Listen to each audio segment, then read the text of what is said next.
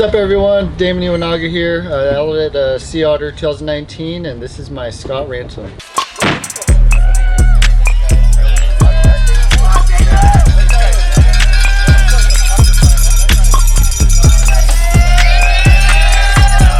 For my bike, I'm riding a medium, 27.5-inch wheels. I usually ride 26, so it's nice to get back on some bigger, faster rolling wheels because I'm not too big, so my speed is a little slow.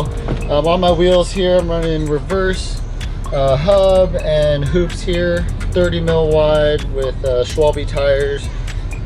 Running the Magic Marys, little overkill for Sea Otter. They're pretty slow, but I don't know, just go with the downhill tires and look for the traction. In my cockpit, I got a full reverse setup, Nico Vink handlebars, the reverse stem, and to match that, I got the Nico Vink signature seat here. Rocking a nice dropper pose, not really used to that, so it's nice to extend those legs. For my drivetrain, for Sea Otter, I just did a 7-speed setup, just looking for some harder gearing. Rocking a 32 chain ring up front and some sweet NX cranks on there. Scott Ransom is a 170 mil bike. I chose to go with a 160 fork, rocking the Maruzoki Bomber Z1.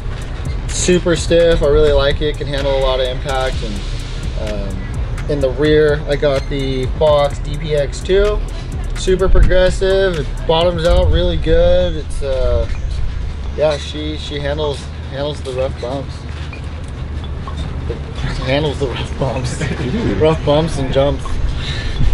Got the Senses koozie.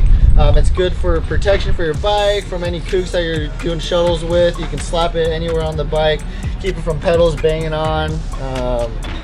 You know, keep your beer cold. It's got multiple uses, so it's just up to you to be creative and get to it. That was my bike check. Thank you for watching. Cool.